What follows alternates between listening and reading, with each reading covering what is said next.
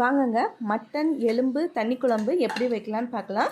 கொஞ்சமாக வயிற்றுக்குள்ளி சேர்த்துக்கலாம், மட்டன் எலும்பு சேர்த்துக்கலாம், 2 ஸ்பூன் அளவு மஞ்சத்தூள் சேர்த்துக்கலாம், கொஞ்சமாக சோம்பு சேர்த்துக்கலாம், ஒரு கைப்பிடி அளவு சின்ன வெங்காயத்தை பொடியாக நறுக்கிட்டு அதையும் சேர்த்துக்கலாம், ஒரு சின்ன அளவு தக்காளி சேர்த்துக்கலாம், ஒரு கைப்பிடி அளவு கருவேப்பிலை சேர்த்துக்கலாம், தேவையான அளவு தண்ணி சேர்த்துக்கலாம். இது எல்லாத்தையும் நல்லா கலந்து விட்டுடலாம். குக்கரில் விசில் போட்டு ஒரு 12 விசில் வச்சுக்கலாம்.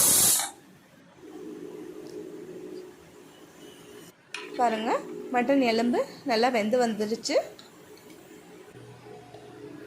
இதில் 2 ஸ்பூன் அளவு குழம்பு மிளகாய்த்தூள், இது நான் வீட்டில் அரைச்ச குழம்பு மிளகாய்த்தூளுங்க.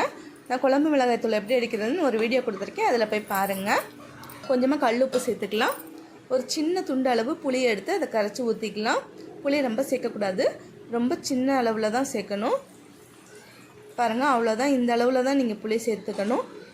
நல்லா கலந்து விட்டுடலாம். குழம்பு நல்லா கொதித்து வரட்டும்.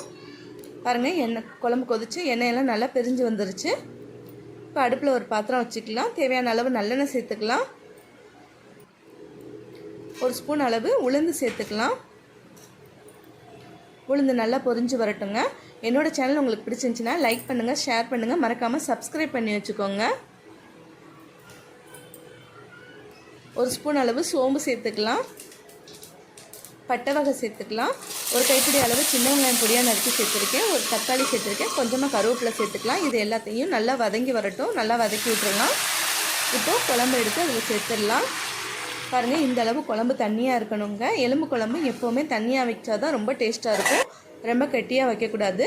இப்போ குழம்பு கொதிக்கட்டுங்க. இப்போ அரைக்கிறதுக்கு என்ன தேவைன்னு பார்த்தோம்னா, கொஞ்சமாக தேங்காய், ஒரு பல் பூண்டு, கொஞ்சம் சோம்பு, கொஞ்சம் கசகசா, இது எல்லாத்தையும் நல்லா அரைச்சி எடுத்துகிட்டு வந்துடலாம். குழம்பு நல்லா கொதிச்சிருச்சு. எனக்கு உப்பு பத்தலை, அதனால் கொஞ்சமாக உப்பு சேர்த்துருக்கேன்.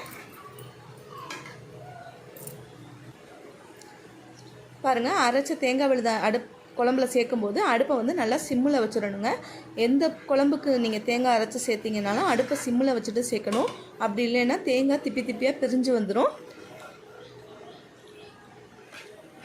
பாருங்கள், எண்ணெய் பிரிஞ்சு வரணும். இப்போ நல்லா பிரிஞ்சு வந்துருச்சு. குழம்பு நல்லா கொதிச்சிருச்சு. அவ்வளோதாங்க, சூப்பரான மட்டன் எலும்பு தண்ணி குழம்பு ரெடி ஆயிடுச்சு. நீங்களும் செஞ்சு பாருங்கள், எப்படி இருந்துச்சுன்னு கமெண்டில் சொல்லுங்கள். என்னோடய சேனல் உங்களுக்கு பிடிச்சிருந்துச்சின்னா லைக் பண்ணுங்கள், ஷேர் பண்ணுங்கள், மறக்காமல் சப்ஸ்கிரைப் பண்ணி வச்சுக்கோங்க. தேங்க்யூ.